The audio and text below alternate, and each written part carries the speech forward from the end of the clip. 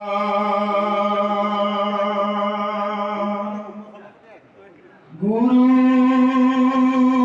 Saicha Param Brahma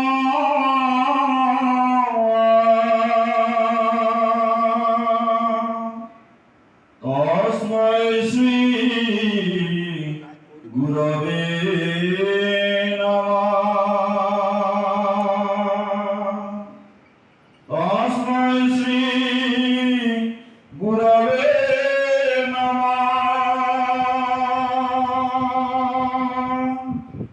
Tasmai Shri Gurave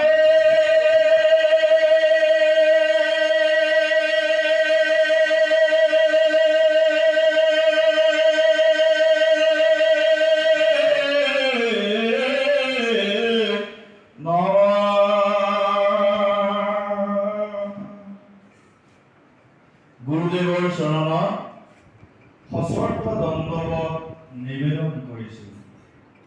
যাৰ নাম গুণ ৰূপ বৰ্ণনা কৰিলে কলিৰ সমস্ত পাপ নাশ হয়।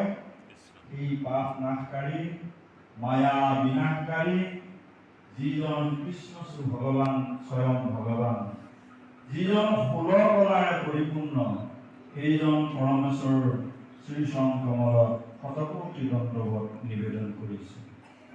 আজি এই পবিত্ৰ বৈদিক বৈষ্ণৱ মহাসভাৰ পবিত্ৰ ধামত সমবেত হোৱা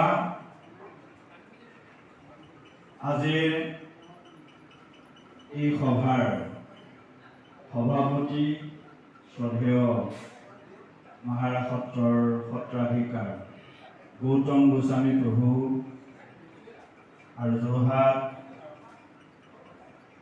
এজন সত্ৰাধিকাৰ মই পাহৰিছোঁ সত্ৰাধিকাৰ আমাৰ মৃদুপৱন গোস্বামী, সদৌ অসম বৈদিক বৈষ্ণৱ সভাৰ অতি শ্ৰদ্ধাৰ সভাপতি সম্পাদক গগৈ ডাঙৰীয়া আৰু মহিলা পৰিষদৰ সভানেত্ৰী সম্পাদিকা শ্ৰীযুতা মনমতী গগৈ ডাঙৰীয়া, আমাৰ বৰা ডাঙৰীয়া প্ৰমুখ্যে সদৌ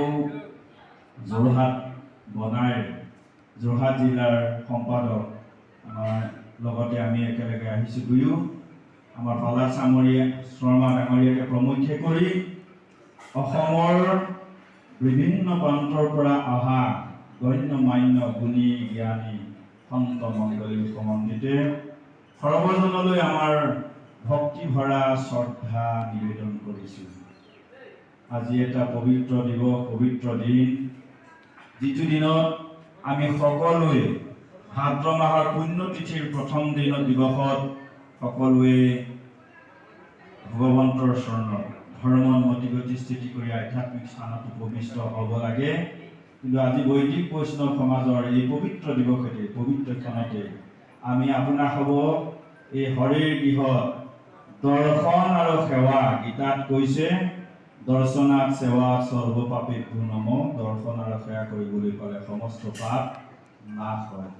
এই আশা বুকুত বান্ধি আপোনাসৱৰ চৰণতে আমি পুনৰ সেৱা নিবেদন কৰিছোঁ। সঁচাকৈয়ে এটা ভাল দিন।